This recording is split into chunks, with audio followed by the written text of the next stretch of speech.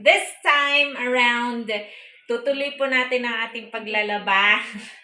Siyempre, earlier, nag-washing tayo, di ba? So now, we are into drying. Yan. As I said earlier na, kasi dito sa amin, although may araw, ayan, hindi siya 100% talaga na natutuyo yung mga damit namin. So, mabaho pa rin pagka ganon. Eh, ayaw naman natin ng ganon, di ba? Yung, nakaka-conscious tumabi kasi there's something smelling. Di ba? Lalo na yung mga bata, mga arte. So, this is your minimalist mommy, Minnie Mouse. Sabi ko, magpapalit na yata ako ng name, no? But, of course, here's your minimalist mom sharing the ideas of having a dryer at home.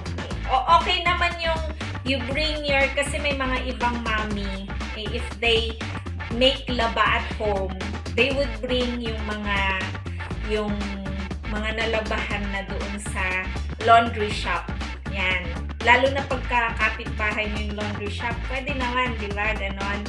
It's really practical na mag-dry o magkaroon ng dryer, lalo na dito sa atin sa Baguio, Benguet, kasi most of the time, yung weather natin, makulimlim, walang araw. And sabi nga ng isa kong kaibigan, nasabi ko ba to earlier? Na iba daw ang, of course, ang drying ng araw, di ba? So, parang yung mga microbes and everything. Pero dito kasi, malapit kami sa kalsada. Pag diyan ko ibabalandra ang aming, diyan sa harap namin, ang aming mga damit, nako!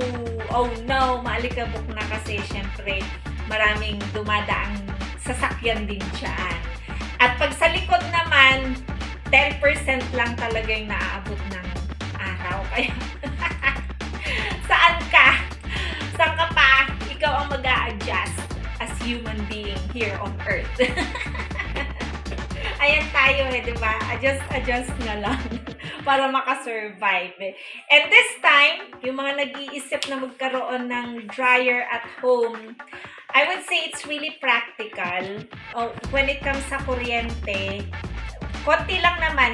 As long as hindi kayo ganun karami maglaba, if you're going to add like beddings, yung mga, ayan, kontina nyo, ganyan, syempre aabot siguro yan ng mga 2,000, di ba? Mga ganon. Pero, for us, in a month, parang ang nakukonsumo lang namin would be like around 300. Yon, sa buong month with our clothes only. Kasi syempre weekly yan na naglalaba ka, di ba? Unless you do it every day, wag namang every day. Masyado namang maaksaya, di ba? Lalo na kung kukonti lang na may dryer mo.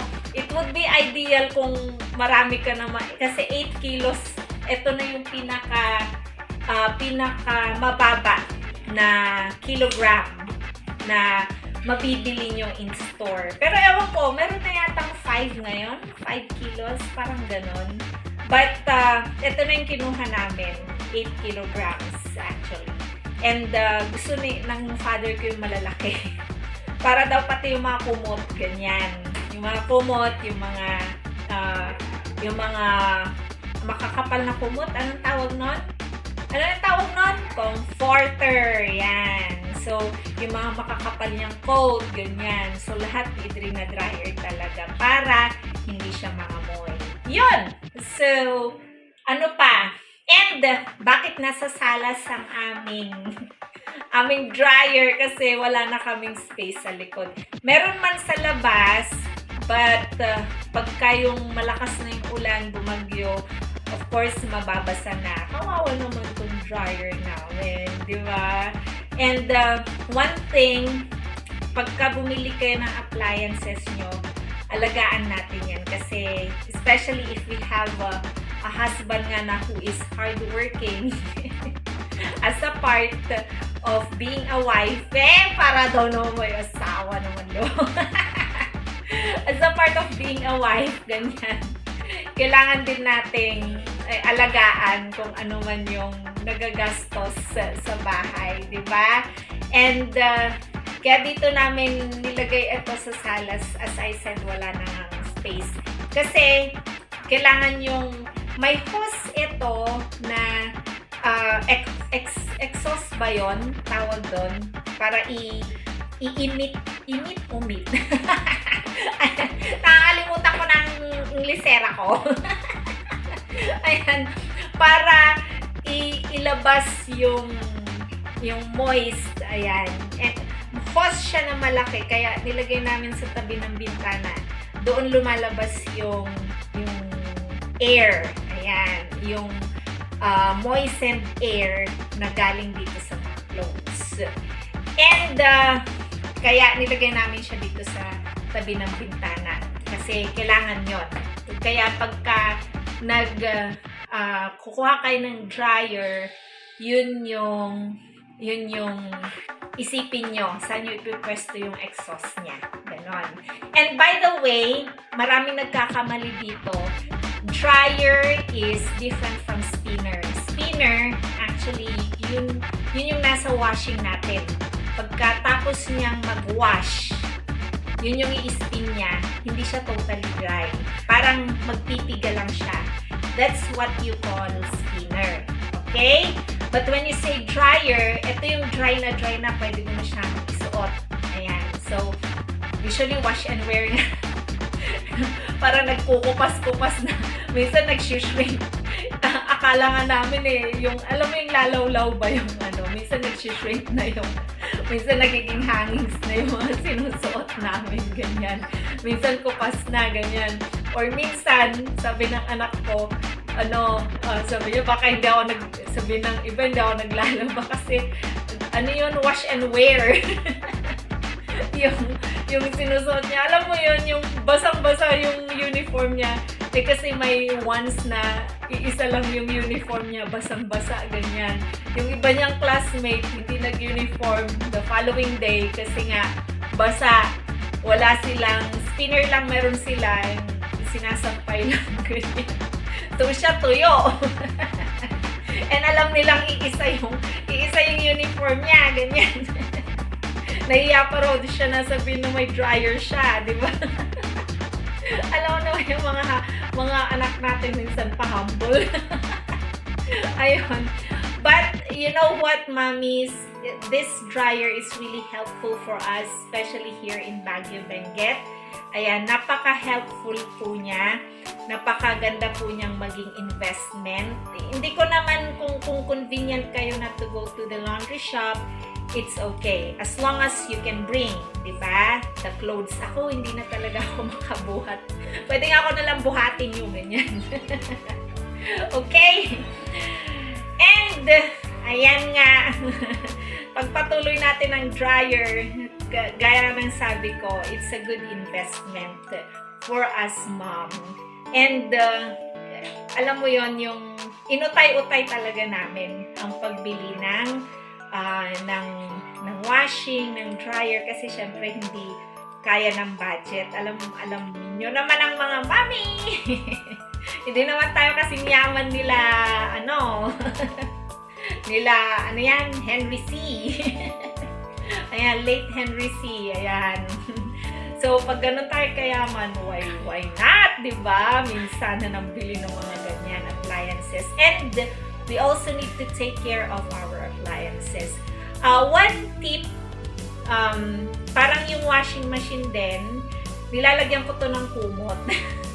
May kumot din to kasi, di ba moisten nga dito sa akin, para to lessen yung moist na pumupunta sa electronics natin. Pwede nating, coveran. Maski ito lang, itong part lang na to, wag naman the whole.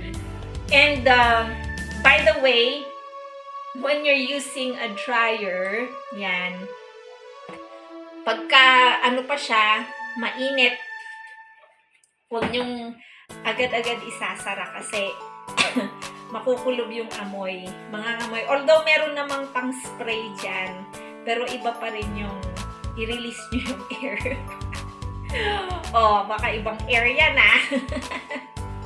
Ayan. So, let's start. Ganito lang naman, very simple lang naman magkaroon ng dryer. You put yung mga, kailangan yung mga clothes nyo would be na spin na. So, ito maninipis itong mga to. Pagsamahin nyo pa rin yung mga dark colors para lalo na yung mga nagmamansya, ganyan. Hindi siya mailipat sa mga, you know, mga lighten colors. Ayan. Ay, hindi na pala ako nagpalit kasi of course, kailangan magtipid ng ano rin, maski may washing kayo, di ba? After washing, nandito na ako sa drying. Ayan, kinat ko lang yung video, guys. Kaya hindi ako nagpalit, pati si Minnie Mouse sumama. Okay, you put the clothes one by one, hindi by bulk, kasi pag bulk, hindi yan matutuyo. Lalo na yung napaloob na ganon, hindi siya matutuyo. So, one by one, ganyan. Alright. So, lahat na nailagay na doon. And, let's close it. Ayan! O, diba? Naka-close pala ang puwet. Powerful ang puwet ng mga nanay. Ayun. So, yun ang first step. You put all the spinned clothes dito. Kailangan na spin duel siya, ha? But anyway, kung automatic naman yung washing nyo, talagang na-spin siya. Pero, pagka manual, pagka medyo may, di ba yung manual kasi yung spinner niya, hindi siya ganun kalakas, di ba? Kailangan mo ulitin din yan. So, you just need to, next step would be putting it on, yon, and then, try to set the timer. May pipilian ka dyan, is it 30 minutes, 1 hour, or 1.5? So, I chose 1 hour kasi maninipis lang naman yung mga damit. Pwede na siya, but pag hindi pa talaga pwede after an hour, pwede nyo siyang kapain and pwede siyang, pwede siyang kapain and pwede siyang siguro ilagay sa 1 hour pa or 30 minutes. Yan. So, hindi naman talaga siya consuming ng marami kung ulitin ninyo. Hindi siya electrical consuming, I mean. Okay? And by the way, before we will start turning this, I just want to show pala, ayun, kasi minsan tayo mga mamis, hindi na tayo nagbabasa ng manual. Kada turn nito, you have to, meron kang tatanggalin dito, ito, you have to always clean this. Tapos tanggalin mo yung mga nakadikit-dikit dito na nung clothing. Ayan. Kailangan linisin mo lagi ito para hindi siya masira. Huwag mong pinupuno, huwag mong sabihin, mamaya na lang. So, kada spin, kailangan mo i-check ito kung malinis. Yun. And, of course, ibalik nyo huwag nyo kalimutang ibalik. Kung di masisira, dryer nyo walang mag-aano nung mga dumi. Ayan. So, let's set it up. Set the time. Okay? And let's start. Ganun lang siya kadali. Yun. So, you wait for an hour. Ayan. Magsisave na naman siya ng time para sa inyo. Pwede na kayong maligo, siguro.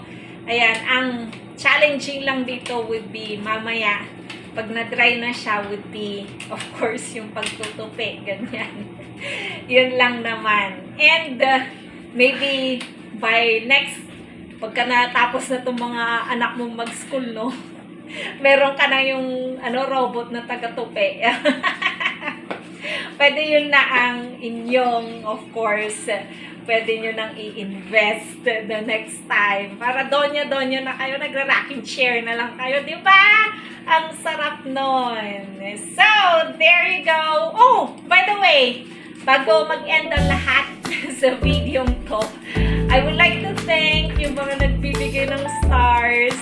Lalo na yung, may malaki magbigay ng stars dyan eh. Shout out! Hindi ko lang Isabel kayong pangalan, pero it's, nakakataba ng puso na you're giving me stars, and I know that natutuwa naman kayo sa mga sinishare ko. And I hope it would be really helpful for you, moms. Ayan, na yung mga sinishare ko, may mga ideas kayo on how you're going to budget your money, how you're going to take care of your things, ganyan. Paano ba magkaroon ng mga ganito? Is it possible? Yes, it is possible kasi ako, single mom, hindi ko naman sinasabi na or inaano na, hey, kayang-kaya ko. Pero with God's grace, of course, di ba? Ayan, God's help naman, nakakaya naman natin lahat. Ayan, kung gustuhin man natin, let's invest wisely on the things that we are using at home. Especially na hindi naman lang para sa inyo yan, mga mommies, para sa buong pamilya at sa mga anak niyo. Especially sa mga anak niyo, di ba? Invest time, invest money. Pati ba money? Kaya wala akong savings, ha? Okay? Invest something, alright, that you love for your family, for your children. Kasi in the future, sila talaga yung, alam niyo yun, yung makakatulong, or di naman talaga sa tulong lang but they're always there for you to show love. Ay, ano naman ang love natin kasi nga February. There you have it. I'll see you again, guys. Thanks for watching, and God bless us all.